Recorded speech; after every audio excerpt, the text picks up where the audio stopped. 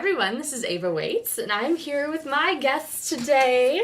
This is Christine Gulrajani. Hello. She has a beautiful last name, I always think so. I brought Christine on today because a little while ago I shot a video about how you can use rings, just like this one here, to really help you keep track of a goal or an intention you have. And when I was talking on that ring video, I didn't actually mention the name of the woman who told me that this ring on my little pinky finger meant that I had just stated a very important intention to the universe that I would be speaking to the masses. So I wanted to bring Christine today to talk to you. Would you like to tell them just a little bit about yourself? And then I have a question for you today. Absolutely. So my name is Christine Gulrajani, and I have a business called Success is in Your Hands. And I am a hand analyst, which means I read hands and I help people discover their life purpose. And more specifically, I help people bring their gifts and talents out into the spotlight. I have found that many of my clients suffer from a little bit of hiding out, maybe not showing up as big as they really are. And and that's really who I love to work with. I love to help people bring who they really are out into the world.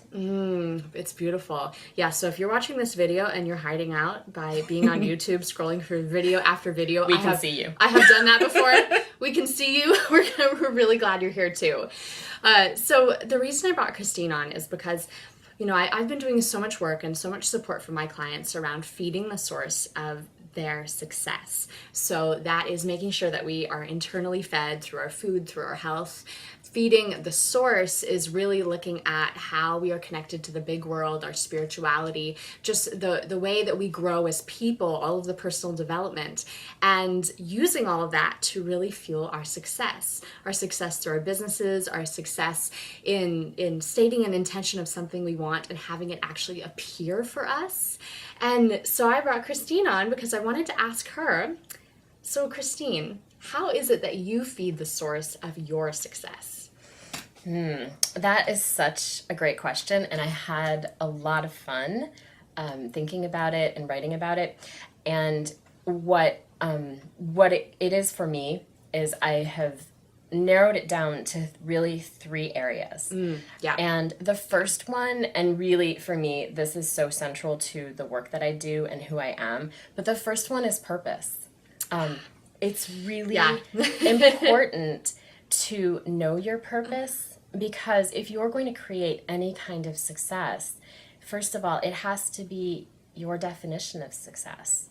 It has to be completely in alignment with who you are.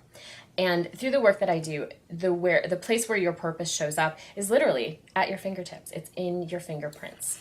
So your life purpose is right there. It's in front of you. Fingers. And at your fingertips. Literally, it is. And discovering my life purpose was life-changing for me, truly. There were so many things that shifted in my life as a result of that. And so I would say that that's a central thing. You need to know your purpose. And if you don't find it out this way, just find it out. There's a lot of other ways to get there.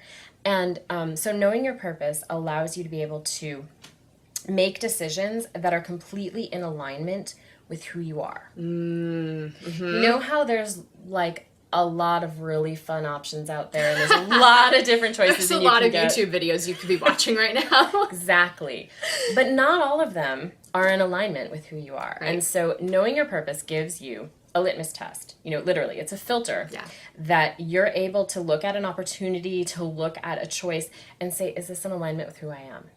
And that's a really powerful map to have at your fingertips. It is. It's right there.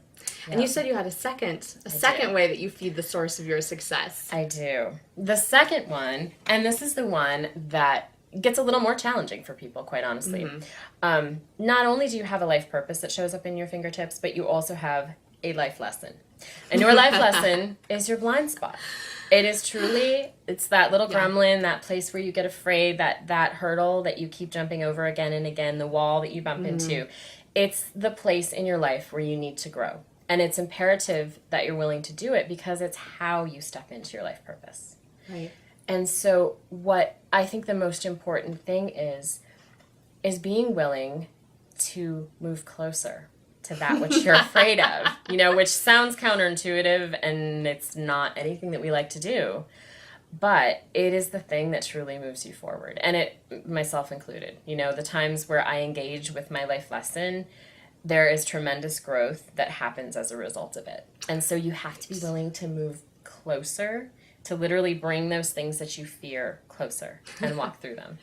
Oh my gosh. And when you talk about blind spot too, like this is the place where I know my mentors have helped me to really see my blind spots and the spots where I keep coming up against that wall. And I've been scared to move through that wall, and maybe that means making a big choice.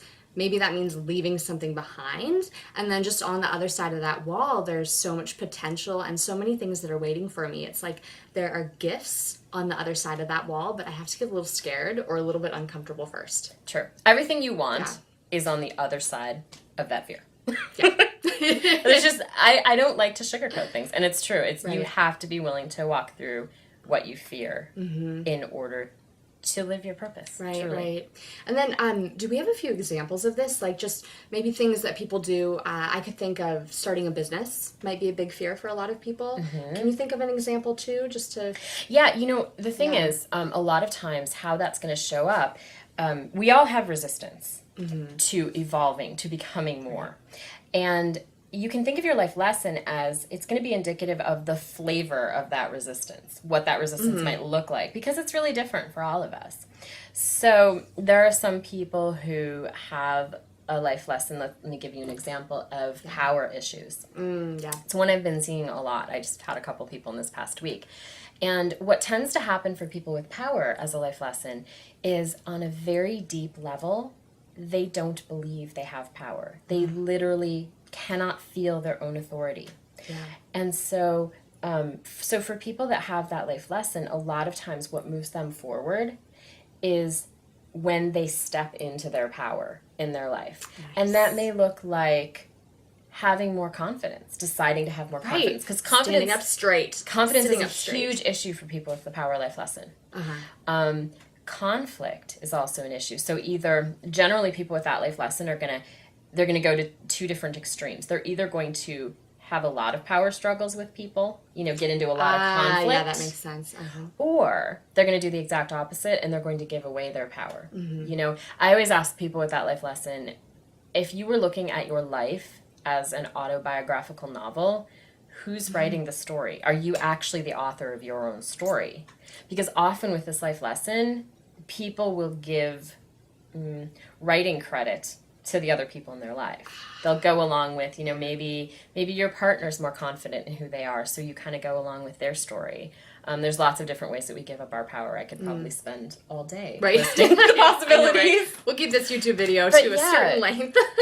So if that's your life lesson, then the times where you really step into your own power, where you step out of the overwhelm's a big warning flag that could be your life lesson. If you tend to get into overwhelm, it's the way you avoid actually being the authority in your life. Yeah. Exactly. Oh my gosh. And I know you had a little bit more to say too about, you said you had 3 ways that you felt like you really fed the source of your success. The third one is you need to be willing to become acquainted with failure. Whenever I think about success, there is the paradox. There's the flip side of that coin. And if you look at many people who are successful, and you ask them, like, really what they did differently, because it's not like they're any more talented or any more brilliant. They're simply people that just kept going after they failed. They didn't see failure as the end. So you really have to ask yourself if, when you make a mistake, if you fail at something, do you stop? Or do you just say, well, okay, I just learned one way that this isn't going to work. Or sometimes that's what the fear looks like that you have to stand in, just literally feeling that, moving through it.